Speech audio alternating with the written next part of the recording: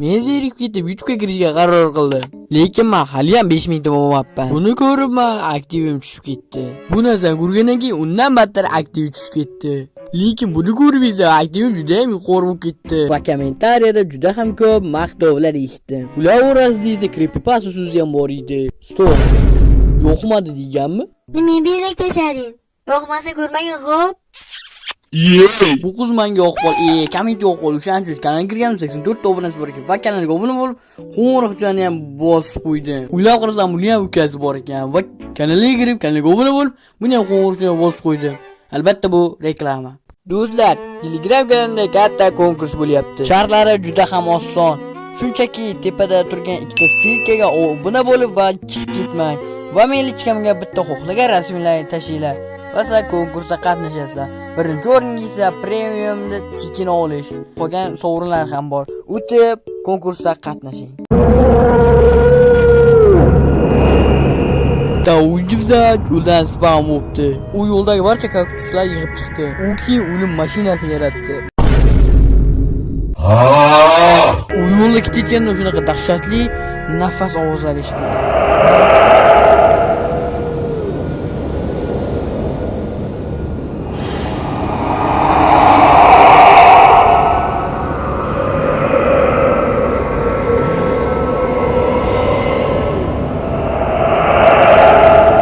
Oldindan katta daraxt ko'rdi va yana o'sha nafas ovozi eshitdi. U daraxt oldiga yurib, tepaga chiqishga qaror qildi. Va u tepada shunaqangi dahshatli qonli narsalar ko'rdi. O'qchimiz dahshatdan qotib qoldi.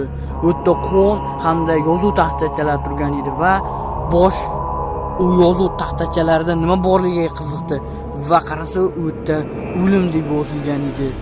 Va qarasa orqasida skelet rasmi borli divan turar edi. Stop. Menga hali ham kanalimga obuna bo'lmadinglar. Sizlar obuna bo'lib, meni 5000 ta qilinglar. O'zi nima men to'xtatdim videoni? Asl maqsadim qanday qilib Tekin Star hamda Tekin Premium olishni o'rgataman. Uning uchun men lichkamga Telegram so'zini qoldirsanglar bo'ldi. Telegram lichkamda video описаниесida topasizlar. Va uni oldiga keldidan ekstra ustiga bosib ko'rdi. Uning uchun ketish kerak deb Minecraft aytdi.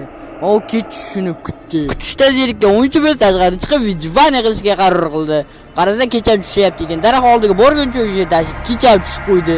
U tepalikka chiqib divan oldiga sakrab yetib oldi va atrofga ahamiyat berib ichki yo'qlikka ishonch hosil qildi. Va u divanda uxlashga qaror qildi va uxladi.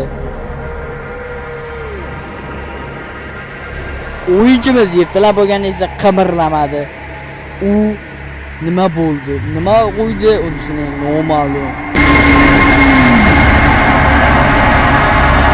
Bir kundan so'ng kompyuter ishlamay, Minecraftdan o'tordi, kompyuter ko'tarmadi.